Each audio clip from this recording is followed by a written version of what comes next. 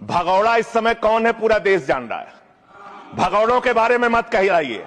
देश का प्रधानमंत्री गैस के संकट के इस समय में किस गुफा में छुपा हुआ है, पहले उसको निकाल के लाइए। पहले उसको निकाल के लाइए। प्रधानमंत्री किस गुफा में छुपे हुए हैं? प्रधानमंत्री के बारे में पूरा देश गैस की लाइनों में खड़ा है। प्रधानमंत्री गुफा में छिपे हुए हैं। प्रधानमंत्री को निकाल के लाइए। प्रधानमंत्री को निकाल के लाइए। मुद्दों पे बात नहीं करेंगे। इस्तेमाल किया है, ये शब्द ठीक नहीं है। मध्य एशिया के अंदर जो युद्ध चल रहा है इजराइल और अमेरिका और ईरान के बीच में, आप क्यों इजराइल की चमचागिरी में खड़े हो गए, जिसके कारण से हिंदुस्तान को आज गैस का संकट भुगतना पड़ रहा है। पूरा देश लाइन में खड़ा है, गांव लाइन में खड़ा है, शहर लाइन में खड़ा है, एक एक इलाका लाइन में खड़ा है। होटल बंद हो रहे हैं मान्यवर। मोरवी के अंदर गुजरात में टाइल्स की फैक्ट्रियां बंद हो रही है मान्यवर। आपने क्या हालत की है। आप राज्यों के साथ न्याय नहीं करते, आप ग्रामीण व्यवस्था के साथ न्याय नहीं करते। आपने बनारस के अंदर 4200 एकड़ जमीन वहां के किसानों की जबरन कब्जा की। 2013 का जो अधिकरण का नियम है, वो नियम आपने लागू नहीं किया। वहां लाठियों से किसानों को पीट के प्रधानमंत्री के संसदीय क्षेत्र में जमीनें कब्जा करने का काम आपने किया। जो पंजाब पूरे देश का पीडीएस सिस्टम चलाता है, 50% भागीदारी पंजाब के किसानों की होती है। आपने पंजाब के रूरल डेवलपमेंट का 8000 करोड़ रुपए मार के बैठे हुए। आप बताइए क्यों आपने पंजाब का हिस्सा नहीं दिया,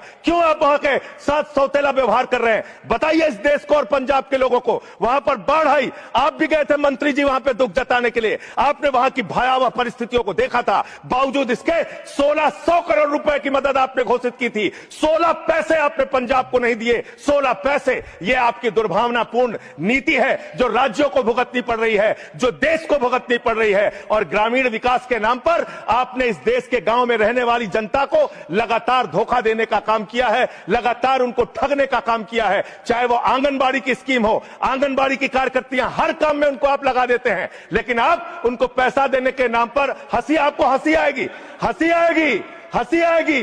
आंगनबाड़ी की योजना गांव में ही चलती है, गांव में ही चलती है, हंसी आएगी आपको। मान्यवर, मैं अंत में एक ही बात कहना चाहता हूं। मंत्री जी ने कहा भागिएगा नहीं, मैं बिल्कुल बैठ के आपकी एक एक बात को सुनूंगा। मंत्री जी ध्यान से सुनूंगा, जितनी बात मैंने कही है उसका पूरा जवाब दीजिएगा।